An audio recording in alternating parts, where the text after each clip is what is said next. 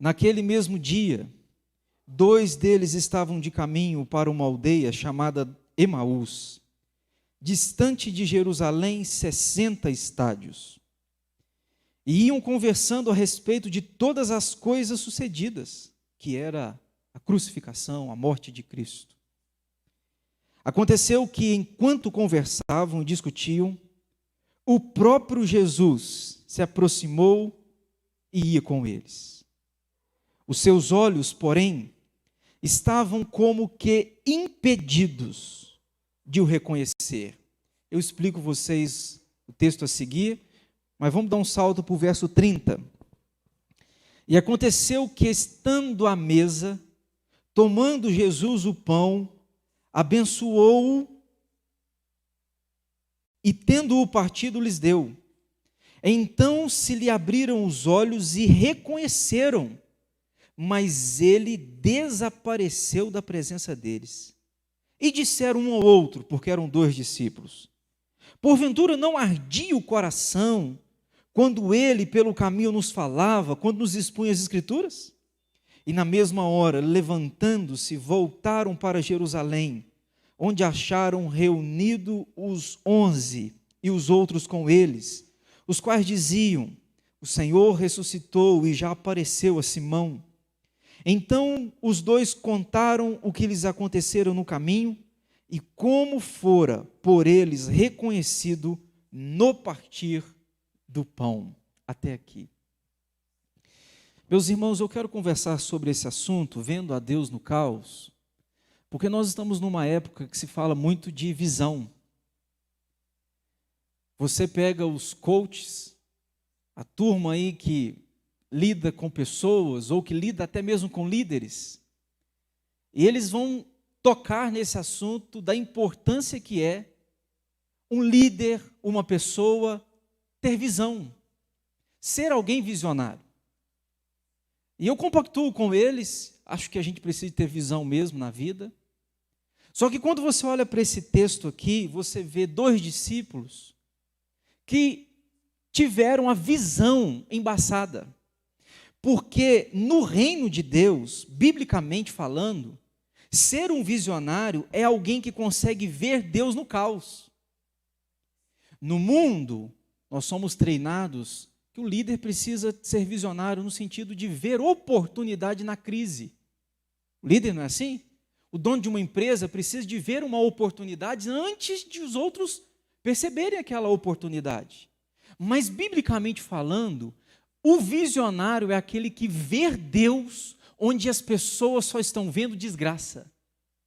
Biblicamente falando, um visionário é aquele que consegue enxergar o agir de Deus, quando na verdade as pessoas só conseguem enxergar dor, tristeza e motivos para lamentar e murmurar. Então ser visionário é ver Deus agindo no caos. Eu amo o livro de Jó. Não dá para eu te contar tudo por causa do nosso tempo, mas uma pitada. Você lembra que no capítulo 1 acontece aquela tragédia com Jó? O diabo mesmo, permitido por Deus, toca-lhe, toca nos seus bens, toca-lhe na sua saúde, mas Deus falou: você não vai tocar na sua vida. A vida não pode. O diabo vai até onde Deus deixa. Ok. E você lembra que o Jó sofre tanto, ele começa a fazer questionamentos. Ele faz perguntas. E é interessante, irmãos, Deus não respondeu os questionamentos de Jó até o capítulo 38. No capítulo 38, Deus começa a falar, e vocês já viram? Põe para mim aí na tela, Kenny, se for possível. Jó 38:1. Eu preciso de falar disso, que isso aqui é exponencial demais. Jó 38:1. Deus ficou calado, Jó murmurou, reclamou um punhado de vezes, mas agora Deus resolve falar. Olha por meio de quê que Deus fala. Depois disso, o Senhor, do meio de um redemoinho, respondeu a Jó. Eu não vou ler agora a partir da resposta, porque não convém para nós agora, no momento. Mas o que eu quero te chamar a atenção é, Deus resolveu falar com Jó por meio de um redemoinho. A gente vê alguns pequenos, né? De repente passa um vento em frente à sua rua, à sua casa, e faz assim com a poeira, e você vê aquele redemoinho. Redemoinho é um caos. Quando você pega os maiores, aqueles ventos que rodam a 150, 200 por hora, aquilo levanta casa, carro. Deus resolveu falar com Jó no meio do caos.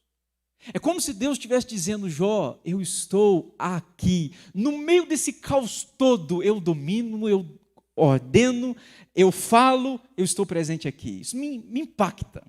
Pois é. Ser visionário no reino de Deus é você ver Deus no caos. Aqui nós estamos falando de discípulos, 2. Jesus tinha acabado de ser crucificado e morto. Eles saíram de Jerusalém, estão voltando para Emaús, possivelmente sua terra. Estão voltando para casa como se dissesse o seguinte: olha, nosso Senhor morreu, acabou, sabe? Não tem mais jeito, não tem mais o que fazer, está morto. Então vamos voltar para casa, vamos fazer o que nós fazíamos. A desesperança tomou conta, eles estão voltando para casa. No caminho desses 2 discípulos, Jesus vai com eles. Jesus está ali. E eles não reconheceram que era Jesus Cristo. O verso 16, é o que eu até destaquei quando a gente leu, falou: os seus olhos, porém, estavam como que impedidos de reconhecer. É como se houvesse uma barreira à frente dos seus olhos que o impede de ver, o impede de perceber que quem está com você era Cristo. Agora, quem eram esses discípulos? Um a gente sabe o nome, Cleopas. E o outro, ou outra? Aqui que eu queria colocar um ponto de interrogação na sua cabeça. Porque na Bíblia nós estamos vendo 2 discípulos. Um cita o nome, o Cleopas. Então, o nome masculino, sabemos que é homem. O outro, ou outra, não há nome. Pode ser uma mulher. Já parou para pensar se é uma mulher e se é a esposa de Cleopas? Pastor, de onde você está tirando isso? Eu quero que você abra a sua Bíblia, ou a Kênia coloca ali para a gente na tela. João 19, 25. Pode nos dar a entender, pode nos levar à conclusão de que se tratava de uma mulher. Então era um casal. Cleopas, talvez com a sua esposa, talvez. Eu estou tirando aqui possíveis fatos que a Bíblia pode nos dar a entender. João 19, 25 diz: e junto à cruz estavam a mãe de Jesus, a irmã dela e Maria, mulher de Clopas, e Maria Madalena. Por que aqui você percebe Clopas? Em Lucas 24 fala Cleopas ou Cleopas. A raiz do termo grego pode ser o mesmo. Se você entender então que é esta mulher, que João 19, 25 está dizendo que estava junto à cruz, nós estamos entendendo então que é gente que viu Jesus, andou com ele, gente que conhece ele. Meu Deus, como pode então você que conhece, que anda junto, ter Cristo andando do seu lado e não saber que é ele? Já parou para pensar nisso? Alguém que é tão íntimo, alguém que é familiar. Nós não estamos falando de alguém que você nunca viu e aparece, aí não tem como você reconhecer, mas nós estamos falando de alguém que teve um relacionamento. Pois é. O que está impedindo, então? O que impede você e eu? O que nos impede de ver Jesus no meio do caos? Jesus está andando junto com eles, eles não viram, não perceberam que se trata de Jesus. O caos, que era a morte de Cristo, seu sepultamento, este caos, de alguma forma, eles foram impedidos de ver a Jesus. Eu separei 5 coisas nesse texto, irmãos, embora acho que existem outras, que impedem você e eu de ver Cristo, de ver Deus no caos. Eu vou falar dessas 5 que nos impedem de vê-lo no caos. E depois eu vou falar de 3 que nos faz ver Deus no caos. Primeiro eu vou falar do que te impede. E depois vou te falar do que te faz ver. Escute isso aqui. Pastor, o que impede O que me impede de ver Deus no meio do caos, no meio de uma pandemia, num cenário tão caótico como o nosso que estamos vivendo? O que pode me impedir de ver Deus? Primeiro, memória. A sua memória pode ser um empecilho para você ver Deus. Este casal, ou estes dois discípulos, não sabemos se era um homem ou uma mulher, ou um homem e outro homem, nós não sabemos, mas essa dupla estava com a memória na morte de Jesus. Tudo que eles conseguiam ver e pensar é só a morte de Cristo. Eles não viam outra coisa. Eles não pensavam noutra coisa. O que imperava na sua memória era o Cristo sendo açoitado, cuspido, zombado, morto e sepultado. Irmãos, a circunstância recém-acontecida para esses dois discípulos era maior do que a possibilidade do milagre. Eles ficavam tão focados na tragédia que aconteceu, que eles não imaginavam a possibilidade do milagre. O Jesus que disse que morreria e que ressuscitaria, por causa de uma memória focada em um determinado ponto. Deixa eu te dar uma palavra aqui. 2020 pode ser um ano mais traumático da sua vida. Por causa de 2020, você pode viver o resto da sua vida sem esperança, sem expectativa, achando que não há possibilidade do milagre mais acontecer. Quando eu vivo, a minha memória fica focada só em determinado ponto, esse ponto é trágico, eu perco a esperança, a expectativa do milagre. Tem um punhado de gente que por causa de 2020 não crê mais, não tem esperança mais, não há no seu coração vida abundante mais. Ele só sabe falar da tragédia de 2020. Ele não fala de outra coisa senão 2020. Olha uma pessoa que, aliás, eu queria dar os parabéns para quem consegue assistir jornal o dia inteiro. Eu queria dar os parabéns. Você é um anjo, porque você não morreu até hoje. Porque é só lixo, é só informação que vai enchendo a sua mente, carregando você, sobrecarregando você, tirando de você o melhor que você poderia ter. Dá uma olhada nos jornais, vocês vão ver. Se tem uma coisa que o jornal só fala, é tragédia, Covid, não vai ter vacina, é problema, é dólar, é isso, aquilo. Meu Deus, essas coisas vão enchendo a nossa mente. Ô irmão, como que fica a sua casa se todo dia você varrer um pouquinho de lixinho para dentro da sua casa? Você não vai para fora não, vai para dentro. Aí você vê um lixo na rua, pega e põe dentro da sua casa, põe na sala, vai juntando, vai juntando. Como é que vai estar a sua casa daqui a um tempinho?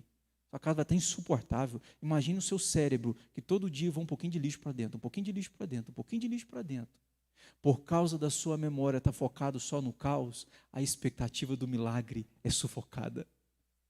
Você pode não estar vendo Deus na pandemia, porque a sua memória só está projetada e focada em coisas ruins. A memória pode ser o empecilho. Filipenses 4:8. Em que pensar?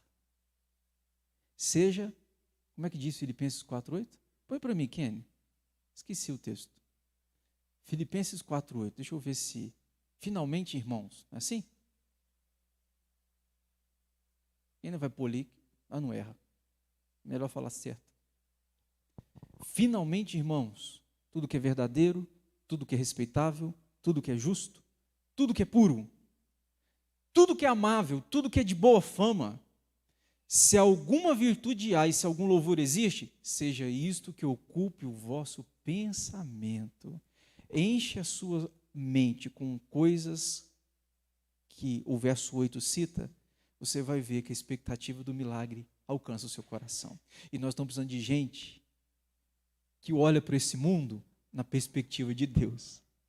Pandemia foi tragédia, algo terrível, mas não é maior do que o meu Deus, não. Não é. Segunda coisa que pode estar sendo um empecilho de você ver Deus, a primeira, memória. Segundo, influência. Olha o verso 18. O verso 18 diz assim: um, porém, chamado Cleopas, respondeu dizendo: és o único, porventura, que, tendo estado em Jerusalém, ignora as ocorrências desses últimos dias? Gente, esse texto me dá vontade de rir. Eles estão em coisa com Jesus, sabe? Jesus é o protagonista da história. Tudo que aconteceu foi com ele. Aí Cleópas olha para ele e fala assim: aqui, Como é que você não sabe do que acabou de acontecer? Você é um alienado, você é um desinformado, você não assiste jornal, não. Está passando todo dia. Os noticiários na televisão, tem em todo lugar. Você não sabe do que aconteceu. A influência que está dominando Cleopas, não sei como é que você quer pronunciar, a influência da cabeça deste homem não é a mesma influência da cabeça de Cristo. A influência aqui estava cegando eles da possibilidade do milagre. A influência é, Jesus, todo respeito, o senhor está desinformado. Se os outros tivessem informado, você ia saber que nós estamos voltando para Emaús, nós estamos certos. Morreu a esperança. Pois é, está falando com Jesus. Eu fico impressionado de ver como que influência pode nos levar e cegar. Deixa eu te dizer, meu irmão, quem você anda ouvindo, com quem você anda conversando, quem são seus amigos, quem é a turma que está diariamente com você, tudo está aqui, ó, jogando na sua mente coisas que eu espero em Deus que sejam boas, porque se não forem, está influenciando você. És o único, porventura, que não sabe? Terceira coisa que pode impedir você de ver Jesus, de ver Deus no caos. Terceira coisa, superficialidade. Superficialidade. Olha o verso 19 e 20. O verso 19 diz, e ele perguntou, quais? Jesus perguntou, o que está acontecendo aí? Eu estou meio desinformado mesmo. Não andei assistindo o jornal. O que aconteceu nesses últimos dias? Quais? E explicaram. 2 pontos. O que aconteceu a Jesus, o Nazareno, que era varão profeta, poderoso em obras e palavras, diante de Deus e de todo o povo. Sabe o que eles estão dizendo aqui? Só verdades. Os discípulos estão dizendo para Jesus, sabe o que aconteceu? Olha, um rapaz aí chamado Jesus, o Nazareno, varão, profeta, verdade, verdade. Olha as características. Era varão, profeta, verdade, poderoso em obras, verdade, e palavras, verdade, diante de Deus e de todo o povo, verdade. Mas é só isso? Não é só isso. Esqueceram uma parte fundamental a respeito de Jesus aqui. Qual parte, pastor? Esqueceram a parte que diz que Jesus era Deus. Que Jesus era Deus na terra. O Verbo se fez carne, habitou entre nós e vimos a sua glória. Glória como unigênito do Pai. Eles olharam para o cenário e pontuaram um pouco a respeito de Jesus, mas não falaram tudo a respeito de Jesus. Excluíram ou omitiram a parte principal. Jesus é Deus. Eles não falaram isso. Olha para você ver o verso 20. E como os principais sacerdotes e as nossas autoridades o entregaram para ser condenado à morte e crucificaram. Irmãos, é interessante isso aqui. Porque, humanamente falando, você olha para um jornal, seja de qualquer canal de televisão, humanamente falando, pode acontecer uma guerra, né? Humanamente falando, pode acontecer uma tragédia. Humanamente falando, a Covid, o vírus pode aí, como é que fala? Ele piorar? Hã? Fala, Alter. Isso, mutação. O vírus pode ocorrer uma mutação pior. Humanamente pode, mas você não pode esquecer que existe um Deus que domina esse vírus. Você não pode esquecer que existe um Deus que está acima do caos. Se você conversar só nesse sentido aqui, você humaniza tudo. Eles olharam para Jesus e humanizaram. Olha, Jesus é profeta, olha, ele é varão, ele é poderoso em palavras. Falou tudo nessa ótica humana, mas esqueceram de incluir a ótica de fé, que diz que Jesus é Deus, que ele governa. Eles esqueceram ou omitiram a principal característica do nosso Senhor Jesus, que ele é Deus.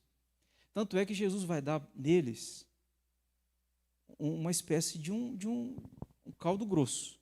Olha o que Jesus vai falar com eles, vai dar uma bronca neles. Olha o verso 25. Então lhes disse Jesus, ó nécios e tardos de coração, para crer tudo o que os profetas disseram, porventura não convinha que o Cristo padecesse e entrasse na sua glória? Sabe o que Jesus está falando para eles e para nós? O grande problema é que às vezes a gente só quer acreditar naquilo que a gente quer acreditar. Jesus olhou e falou assim: honestos e tardos de coração para crer tudo o que os profetas disseram. Vocês acreditam em algumas coisas, mas vocês não acreditam em tudo o que os profetas disseram. Vocês acreditam numa parte, mas vocês não acreditam em tudo. Nós estamos numa geração, irmãos, nós temos um certo privilégio, né? Você coloca lá no YouTube, você escuta a mensagem que você quer, do pregador que você quer, você ouve o hino que você quer, do cantor que você quer, você tem o privilégio de selecionar. Mas esse é um grande perigo ao mesmo tempo que é um privilégio. Porque você resolve ouvir só aquilo que lhe interessa. E o que não lhe interessa? Jesus está falando com eles: olha, sabe o que é o problema de vocês? É que vocês acreditaram só naquilo que vocês queriam acreditar. Porque os profetas disseram a meu respeito que eu ia morrer e ressuscitar. Se vocês tivessem crido em tudo, vocês saberiam que isso que está acontecendo aqui é cumprimento das Escrituras. O problema é que vocês só leram e acreditaram naquilo que vocês queriam acreditar. Sabe qual que é o nosso problema? Às vezes, irmãos, é superficialidade. É que a gente, por estar e crer só no superficial, ou só naquilo que a gente quer crer, a gente não consegue ver Deus no caos. Charles Haddon Spurgeon disse que se você crer no Evangelho só naquilo que você quer crer, ele diz, não é no Evangelho que você crê, mas é em você que você está crendo. É forte isso. Se você crê no Evangelho só naquilo que lhe agrada, não é no Evangelho que você crê. Você crê em você mesmo. Pois é. A superficialidade pode nos impedir de ver Deus no meio da tragédia. É difícil ver Deus quando a gente perde o emprego, né? É difícil ver Deus quando a crise financeira bate a porta da casa da gente. É difícil ver Deus. É difícil ver Deus quando a saúde não está bem. É difícil. Pois é. Mas esse texto me ensina que Deus está quando minha saúde vai embora. Deus está. Esse texto me ensina que Deus está aqui tão certo como o ar que eu respiro. Esse texto me ensina que quando a crise financeira bate no meu bolso, Deus está aqui. Esse texto me ensina que Deus domina o caos e que o caos, Ele governa também no caos. A quarta coisa que pode fazer você impedir, essa aqui é séria. Escute-me aqui, você que está aqui, você que está do outro lado da tela. A quarta coisa que pode impedir é o idealismo. Eu chamei dessa palavra, eu tento explicar. O que é uma pessoa idealista? O dicionário diz que o idealista é o que faz da sua vida se movimentar em prol de um ideal. A pessoa pega um ideal, bom, meu ideal é este. Pois é, então eu vou viver em busca desse ideal. É uma pessoa idealista. Olha o que essa turma vai dizer, olha o verso 21. Os discípulos vão dizer, verso 21. Vão dizer para Jesus assim: ora, nós esperávamos que fosse Ele, falando a respeito de Jesus, nós esperávamos que fosse Jesus quem havia de redimir Israel. Sabe o que eles estão dizendo? O nosso ideal a respeito de Jesus é que Ele seria um libertador político. O nosso ideal é que Jesus iria vir e ia tirar sobre nós o jugo de Roma. Ô irmãos, tem muita gente que acha que o reino de Deus, o evangelho, é para Deus dar para a gente um prefeito que a gente quer. Que o evangelho é para Deus colocar um governante que a gente quer, um presidente que a gente quer. Você está confundindo os ideais. Isso é tão sério na Bíblia. Deixa eu ilustrar. Jesus está perto de subir aos céus. Atos 1. Está perto de subir aos céus. As nuvens já estão tudo preparado. Você lembra? Os discípulos estão percebendo aquele momento de ascensão. Espera um pouquinho, Jesus, não vai agora não. Deixa eu fazer uma pergunta. Será este o tempo que vai redimir? Quando será o tempo que vai redimir a Israel? Lembra? Jesus está perto de subir para o reino celestial. Eles estão pensando numa redenção política. Olha o que o ideal nosso pode ser frustrado. Aí Jesus falou: não vos compete conhecer tempos ou épocas em que o Pai reservou para a sua exclusiva autoridade, mas recebereis poder ao descer sobre vós o Espírito Santo, e sereis minhas testemunhas tanto em Jerusalém como em toda a Judéia e Samaria até os confins da terra. Sabe o que Jesus está falando? Eu não vim para cumprir o seu ideal, eu não vim para um reino político do seu interesse dominar. O meu reino não é deste mundo. Pregue o evangelho, independente se é Roma que está subjugando vocês, independente se será Nero. Eu fico imaginando Jesus, né? Ele poderia ter falado assim. Deixa eu falar para vocês dois aqui, os discípulos a caminho de Emaús. Vocês estão querendo um governante político? Vocês estão querendo tirar de Israel o jugo de Roma? Vocês estão querendo? Pois é. Deixa eu dar uma palhinha para vocês aqui. Nós estamos no ano 33, né? Pois é. No ano 64, Nero vai assumir o comando. No ano 64, Nero vai pôr fogo em tudo isso aqui. Vai virar um caos. No ano 68, o apóstolo Paulo vai ser morto, o apóstolo Pedro vai ser morto, e no ano 70, este templo que vocês endeusam, este templo não vai ficar pedra sobre pedra. Vocês estão querendo um reino político? Eu vou dizer para vocês, vai piorar. Deixa eu te dizer uma coisa, muita gente tem ideais no reino que não é a vontade de Deus para o reino de Deus. Tem muita gente decepcionada com Deus porque o político que governa não é o político que ele queria, sabe? O presidente que preside não é o que ele queria, e aí ele fica chateado com Deus. Você confundiu, meu irmão, você confundiu. O ideal do reino de Deus não é o ideal que você tem na sua cabeça. Deus não tem compromisso com os nossos ideais. Deus tem compromisso com a sua palavra. Então a missão de Jesus não é tirar de você e dar um bom governante a você, embora isso pode acontecer, mas essa não é a missão. Qual que é a missão de Jesus? É que ele veio salvar e buscar o perdido. A missão dele foi dar para você o que um presidente não pode dar, o que um rei não pode dar, ele foi dar a você a salvação. Pois é, este é o ideal que você tem que ter no reino, porque um outro ideal que não seja esse, você vai se frustrar. E Deus não tem compromisso com seus ideais. É interessante, né? Eles estão do lado de Jesus, eles estão preocupados com a redenção de Israel. Meu Deus. Quinto e último, que pode ser um empecilho para você ver Jesus. Ceticismo. O que é ceticismo? Ceticismo é você ser cético. Em algumas áreas você não consegue acreditar, mesmo que prove a você alguma coisa sobre aquela área. O cético não crê, ainda que haja provas. Não crê. Olha o que está acontecendo no verso 22, irmãos. O verso 22. É verdade também que algumas mulheres, das que estavam conosco, nos surpreenderam, tendo ido de madrugada ao túmulo e não achando o corpo de Jesus, voltaram dizendo terem tido uma visão de anjos, os quais afirmaram que Jesus vive. De fato, alguns dos nossos foram ao sepulcro e verificaram a exatidão do que disseram as mulheres, mas não o viram. Gente, o que acabaram de dizer?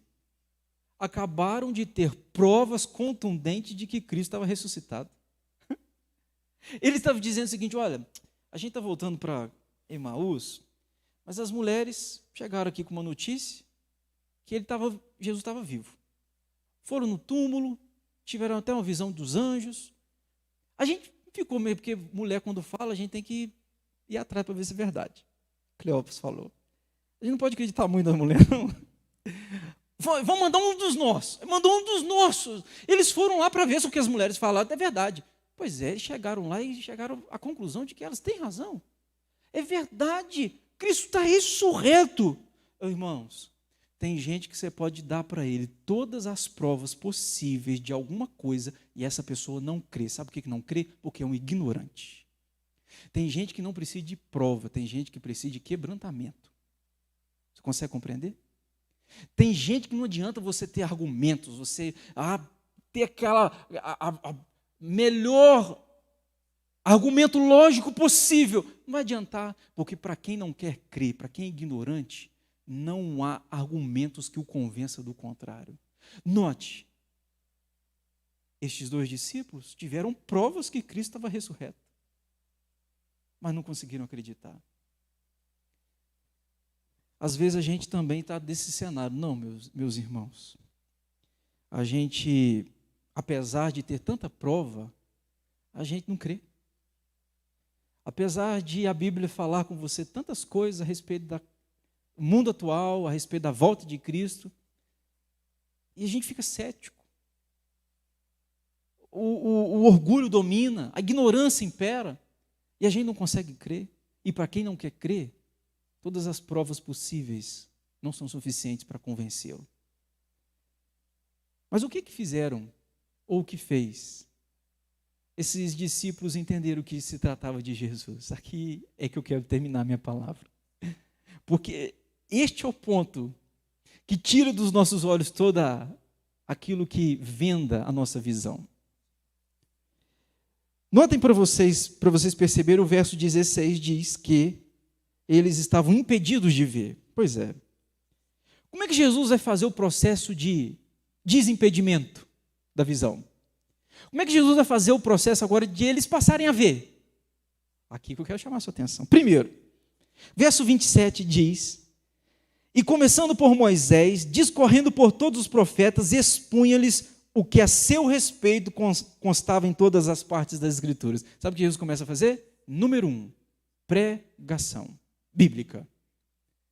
Notem vocês uma coisa, até Cristo, quando deparou com uma pessoa, ou duas pessoas, que estavam céticas, para que elas pudessem havê-lo, usou a pregação bíblica. Jesus começa por Moisés e começa a discorrer por toda a Escritura o que dizia a seu respeito. Sabe o que Jesus está fazendo? Jesus está realinhando os ponteiros, está reeducando os pensamentos, reestabelecendo a memória, tirando eles da superficialidade. E aqui eu quero dar uma palavra para o pastor, que porventura pode estar me ouvindo aqui. Pastores, não acreditem, não caiam na cilada de que, porque suas ovelhas têm muito tempo de igreja, elas sabem muito a respeito de Deus. Não caiam nessa cilada. O próprio Jesus, se deparando com dois discípulos que tinham intimidade diária com ele, mas que estavam cegos, impedidos de ver, Jesus começa a realinhar os ponteiros, expondo toda a Escritura para eles. A gente precisa de realinhar os ponteiros dos líderes, dos membros, das ovelhas, dos pastores, porque de repente a gente está acreditando só naquilo que a gente quer acreditar. E o Evangelho é muito mais do que aquilo que eu acredito. O que Jesus vai fazer para realinhar a visão, para voltar? Segunda coisa que Jesus vai fazer, Jesus agora vai entrar dentro da casa deles. Olha o verso 28 e 29. Quando se aproximaram da aldeia para onde iam, fez ele menção de passar adiante, mas eles o constrangeram, dizendo: fica conosco, porque é tarde, e o dia já declina. E entrou para ficar com eles. Sabe o que faz de fato a gente ver Cristo? No caos. É quando a gente consegue vê-lo dentro da nossa casa. Não dá, irmão. Não espere ver Deus na pandemia, Deus agindo na sua doença, Deus agindo quando a crise pega, o desemprego chega. Não espere se Ele não está dentro da sua casa. Este é um grande cenário, e um cenário triste e doentio de muitas pessoas. A primeira coisa é que Jesus expõe as Escrituras. A segunda é que Ele entra na casa dessa turma. É a minha oração que Ele entre na sua casa, que Ele veja que Ele domina essa pandemia. Essa pandemia pode durar mais 20 anos, mas se durar 20 anos, Jesus continua reinando e dando você e a mim o sustento necessário para sobreviver nela. Na cova dos leões Ele estava lá. Na fornalha de fogo Ele estava lá. Por que Ele não estaria numa pandemia? E a terceira coisa, e aqui é que acontece a virada. As duas primeiras foram cooperando para chegar aqui e a chave virar, os olhos desembaçar. Quando? Quando no verso 30 diz: e aconteceu quando estavam à mesa, tomando ele o pão, abençoando e tendo-o partido, lhes deu. Sabe quando que eles reconheceram que aquele era Cristo ressurreto? Quando Jesus pega o pão e parte. Quando Jesus pega o pão e parte, lembrou esses discípulos do quê? Daquilo que Jesus fazia com os seus discípulos, lembra? Jesus pegava o pão, partia, pegava o cálice, dava graças e partia. Quando eles viram esta cena, os olhos foram desembaçados. E diz o verso 31, então se lhe abriram os olhos e o reconheceram. Aqui eu aprendo uma coisa importante demais da conta, irmãos. O que faz a gente ver Cristo no caos é quando a gente vê Ele nos pequenos detalhes. A gente tem todo mês na igreja uma ceia. Não é um detalhe que deve passar despercebido para você.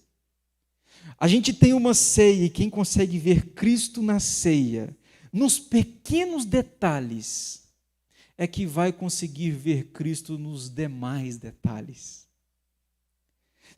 O evangelho é de pequenas coisas. O evangelho é de você valorizar esses pequenos pontos, que talvez para alguns não tem valor, mas esses pequenos é que de fato desembaça os nossos olhos, que nos faz ver Deus agir no caos.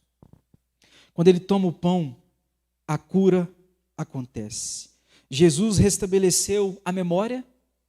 Agora o que imperava mais não era o Cristo ressurreto, o Cristo sepultado. Agora o que impera é o Cristo que parte o pão e que está vivo pelos séculos dos séculos. Agora eles tiveram a influência mudada. A influência não é do jornal, não é da revista, não são os noticiários que só falam da morte, não. A influência agora é dele mesmo. Ele jogou-se e derramou-se à memória daquela dupla. A superficialidade agora tomou conta da profundidade. E no reino, profundo é aquele que valoriza as coisas simples. Jesus restabeleceu o ideal. Agora eles não estão preocupados mais com o reino de Israel, vai ser ou não subjugado por Roma, não. Agora eles entenderam que se trata do Salvador ressurreto. E Paulo foi dizer em 1 Coríntios 15, se Cristo ressuscitou, se ele não ressuscitou é vã nossa fé, mas se ressuscitou, a nossa fé não é vã. E ressuscitou. Agora eles não estão céticos mais, agora eles acreditam. Portanto, eu queria dizer para você uma coisa, irmão. Você precisa de ter intimidade com Deus. E intimidade com Deus se dá nos pequenos detalhes. Intimidade com Deus se dá quando a gente está dentro da nossa casa. E dentro da nossa casa, a gente o vê, entre aspas, partindo o pão. Intimidade com Deus está em você participar de um culto como esse. Quando tantas pessoas podiam não vir, mas porque eu valorizo coisas pequenas aos olhos de muitos, eu vejo Deus no caos. Então eu queria terminar minha palavra dizendo para você, não deixe o seu coração ser tomado de desesperança, não. O emprego você pode perder, dinheiro pode acabar, a saúde pode ir embora, mas eu tenho uma boa notícia para te dar. Cristo ressuscitou. O que mais você precisava, Ele fez, que é salvar e perdoar você. Portanto, Ele está no caos, Ele está na pandemia. Ele vai estar na próxima. Porque, na verdade, Ele é o Cristo ressurreto. Nós o vemos no partir do pão. Vamos cantar de novo. Deus está aqui. Foi top demais, irmão. Vamos cantar esse hino de novo. Vamos ficar em pé para a gente cantar e a gente encerra? Deus está aqui. Aleluia.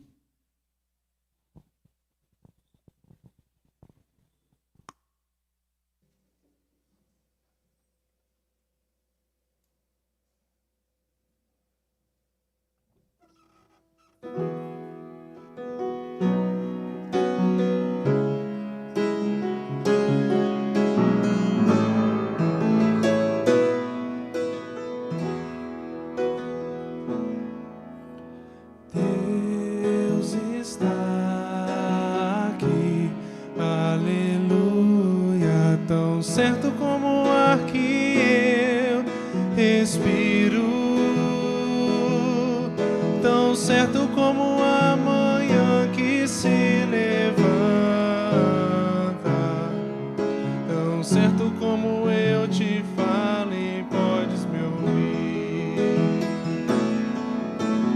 Deus está em ti, aleluia, tão certo que eu respiro,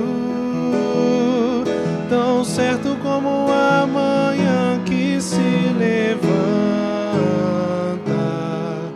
tão certo como eu te falo e podes me ouvir. Deus está em nós, aleluia, tão certo como o ar que eu respiro,